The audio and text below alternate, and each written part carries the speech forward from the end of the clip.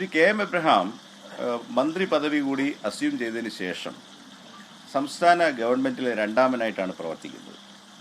സംസ്ഥാന ധനകാര്യ വകുപ്പിനെ മറികടന്ന് നിരവധി അവസരങ്ങളിൽ അദ്ദേഹം ഉദ്യോഗസ്ഥർക്കും മറ്റ് മന്ത്രിമാർക്കും വരെ നിർദ്ദേശങ്ങൾ കൊടുത്തിട്ടുണ്ട്. 5000-6000 കോടി ഒരു വർഷം വായ്പയായിട്ടും ഗ്രാൻഡായിട്ടും കിഫ്ബിക്ക് ലഭ്യമാവുന്നു. ഏകദേശം 40,000 കോടി രൂപയോളം ഏതൊരു വകുപ്പിനേക്കാളും വലുതാണ് കിഫ്ബിയുടെ ധനവിനിയോഗം. അപ്പോൾ ഇത് കയ്യിൽ വരികയും കിഫ്ബി സർക്കാരിനേക്കാൾ ശക്തമായ ഒരു സ്ഥാപനമാണെന്ന് വരികയും ചെയ്തതോടുകൂടി എങ്ങനെ അത് പറയണമെന്ന് എനിക്കറിയില്ല, പക്ഷേ സർക്കാരിലെ ഒരു ഭരണഘടനാ ബാഹ്യ അധികാര കേന്ദ്രമായിട്ട് അദ്ദേഹം വളർന്നിട്ടുണ്ട്. അദ്ദേഹത്തിൻ്റെ താല്പര്യത്തിലും അദ്ദേഹത്തിൻ്റെ ഇനിഷ്യേറ്റീവിലുമാണ് അഖിലേന്ത്യാ സർവീസിൻ്റെ മൂവ്മെൻറ്റുകളും ചീഫ് സെക്രട്ടറി ഉൾപ്പെടെയുള്ളവരുടെ നിയമനങ്ങളും പരിഗണിക്കപ്പെടുന്നത്. ഞാൻ മനസ്സിലാക്കുന്നത് ഇപ്പോൾ ചീഫ് സെക്രട്ടറി ജൂൺ 30 വിരമിക്കുകയാണ്. അടുത്ത് സീനിയറായിട്ടുള്ള ചീഫ് സെക്രട്ടറി പദവിയിലേക്ക് പരിഗണിക്കപ്പെടേണ്ട ആളുകളൊക്കെ തന്നെ തിരുവനന്തപുരത്ത് വന്ന് കെ എം എബ്രഹാമുമായിട്ട് മീറ്റിംഗ് നടത്തി എന്നെ പരിഗണിക്കണം എന്നാവശ്യപ്പെട്ട് മടങ്ങുന്ന അവസ്ഥയിൽ എത്തി നിൽക്കുകയാണ്.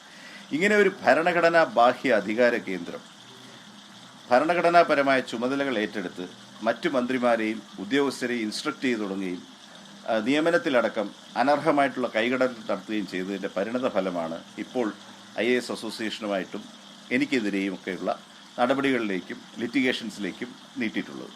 അതുകൊണ്ട് ഞങ്ങൾ പുതുതായിട്ട് വരുന്ന ഗവൺമെൻറ്റിൻ്റെ മുന്നിൽ ഡെഫിനറ്റായിട്ടും ലിഖിതത്തിൽ തന്നെ ഇത്തരം ലോങ് റിട്ടയർഡ് ഉദ്യോഗസ്ഥരെ സർവീസിലെ ആക്റ്റീവ് പൊസിഷനുകളിൽ കൊണ്ടുവരുന്നതിൽ നിന്നും ആ ഒരു പുവർ പ്രസിഡന്റ് അവസാനിപ്പിക്കണമെന്ന് പുതുതായിട്ട് ചുമതലയെടുക്കുന്ന മുഖ്യമന്ത്രിയോടും ഗവർണറോടും അതിൻ്റെ സമയത്ത് ഞങ്ങൾ റിക്വസ്റ്റ് ചെയ്യുന്നതാണ്. അത് വളരെ മോശം എക്സാമ്പിളായി മാറിയിട്ടുണ്ട്. ഞാനതിൻ്റെ വിശദാംശങ്ങളിലേക്കൊന്നും കിടക്കുന്നില്ല.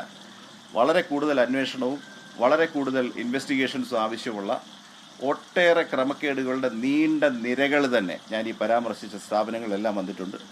അത് ഇന്നത്തെ ദിവസം അതിലേക്ക് കടക്കുന്നത് അനവസരത്തിലാണ്. കാരണം ഞാനൊരു പ്രതികാര ബുദ്ധിയോടുകൂടി പെരുമാറുകയാണ് എന്ന് പറഞ്ഞേക്കാം.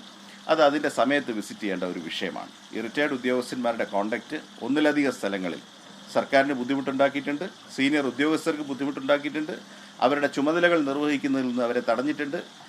ഭീഷണിയിലും അവരുടെ ഇംഗിതത്തിനൊത്ത് താളം തുള്ളാത്തവരെ വകവരുത്തുന്ന രീതിയിലേക്ക് കാര്യങ്ങൾ അടുപ്പിക്കാനുള്ള ഒരു പരിശ്രമവും വരട്ടും.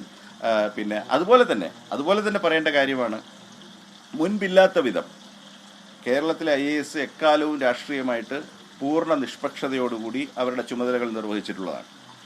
അതിന് ഘടകവിരുദ്ധമായിട്ട് ഈ കിഫ്ബിയുടെ നേതൃത്വത്തിലും ഞാൻ പറയാൻ എനിക്ക് ബുദ്ധിമുട്ടുണ്ട്, നിരവധി സർവിംഗ് ഓഫീസർമാരുടെ സഹകരണത്തോടു കൂടിയും സംസ്ഥാനത്ത് തുടർഭരണം ഉറപ്പാക്കാൻ ഒരു ഉദ്യോഗസ്ഥ കോക്കസ് കഴിഞ്ഞ ഏകദേശം 6 മാസമായിട്ട് സജീവമായിട്ട് പ്രവർത്തിക്കുകയാണ്. ഈ കമ്മ്യൂണിസ്റ്റ് പാർട്ടിയോട് ആഭിമുഖ്യമുള്ള ഉദ്യോഗസ്ഥർ മുമ്പ് ഉണ്ടായിട്ടുണ്ട്. അവർ കമ്മ്യൂണിസ്റ്റ് പാർട്ടിയുടെ നയപരിപാടികളെ നടപ്പാക്കാൻ കൂടുതൽ ഉത്സാഹിച്ചിട്ടുണ്ട്.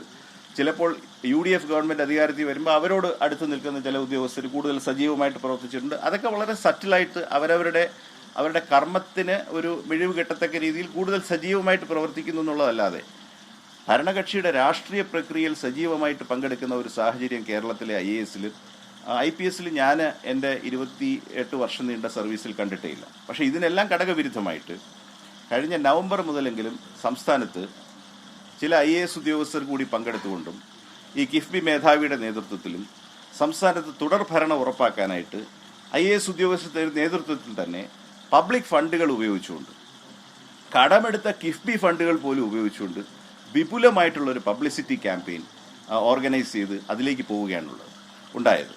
ഇക്കാര്യങ്ങൾ പരാമർശിച്ചതാണ് എനിക്കെതിരെയുള്ള വിരോധത്തിൻ്റെ നീഡിൽ എന്ന് ഞാൻ വിചാരിക്കുന്നു. ഞാൻ മനസ്സിലാക്കുന്നിടത്തോളം കിഫ്ബിക്ക് സർക്കാരിന് വേണ്ടി ഇമാതിരി ഒരു പബ്ലിസിറ്റി ക്യാമ്പയിനോ പരസ്യ ക്യാമ്പയിനോ നടത്താനുള്ള യാതൊരു നിയമപരമായ അധികാരവുമില്ല. അവരുടെ ചാർട്ടർ വായിച്ചാൽ, അവരുടെ ആക്ട് വായിച്ചാൽ അവർ ഇൻഫ്രാസ്ട്രക്ചർ ബിൽഡ് ചെയ്യുന്നതിനും അതിൻ്റെ ആൻസിലറി യൂസസിന് മാത്രമേ അവർ കടമെടുക്കുന്ന ഫണ്ടുകൾ ഉപയോഗിക്കാവൂ. ഇവിടെ ബോംബെ ആസ്ഥാനമായിട്ടുള്ള ഒരു വലിയ PR കമ്പനിയെ വാടകയ്ക്കെടുത്തുകൊണ്ട് ഹോർഡിങ്ങുകൾ മുതൽ പത്രപരസ്യങ്ങൾ മുതൽ ഡിജിറ്റൽ ക്യാമ്പയിൻ അടക്കം എനിക്ക് തോന്നുന്നു 130 കോടിയുടെയോ മറ്റോ ക്യാമ്പയിനാണ് കമ്മീഷൻ ചെയ്തിരിക്കുന്നത്. ഇത് ഈ വർഷം മാത്രമല്ല, 2021 ഇലക്ഷനിൽ 75 കോടിയുടെ ക്യാമ്പയിൻ കമ്മീഷൻ ചെയ്തു. ഇപ്പോൾ മാധ്യമങ്ങൾക്ക് പരസ്യങ്ങൾ നൽകുന്ന ഒരു സമീപനത്തെ എതിർക്കാനൊന്നും കഴിയുകയില്ല. പക്ഷേ ഇവിടെ കിഫ്ബിക്ക് പറഞ്ഞിട്ടുള്ള ഡൊമൈനിലല്ല കിഫ്ബി പ്രവർത്തിച്ചിരിക്കുന്നത്. അത് മാത്രമല്ല, അതിന് ജസ്റ്റിഫിക്കേഷനായിട്ട് കിഫ്ബി കൊടുത്ത പത്രക്കുറിപ്പ് ഞാൻ വായിക്കാനിടയായി.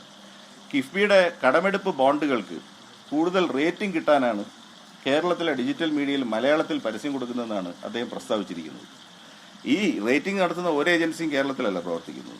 അവരാരും ഈ മലയാളത്തിൽ പുറപ്പെടുവിച്ചിരിക്കുന്ന പരസ്യങ്ങൾ കാണാനോ അത് വിലയിരുത്താനോ പോകുന്നുമില്ല. അപ്പോൾ ഞാൻ പറഞ്ഞു വന്നത് ഇത്രയേ ഉള്ളൂ.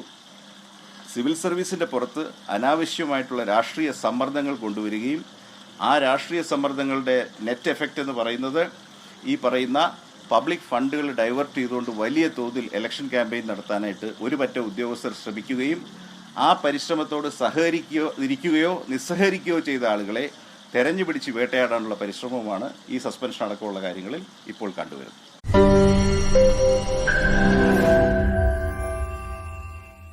ലോകത്തെവിടെയായാലും ഏത് സമയത്തും 24 വാർത്തകളും ഓഗ്മെന്റഡ് റിയാലിറ്റി പാക്കേജുകളും എക്സ്പ്ലെയിനറുകളും വിശദമായി കാണാൻ ഞങ്ങളുടെ യൂട്യൂബ് ചാനൽ നിങ്ങൾക്ക് സബ്സ്ക്രൈബ് ചെയ്യാം.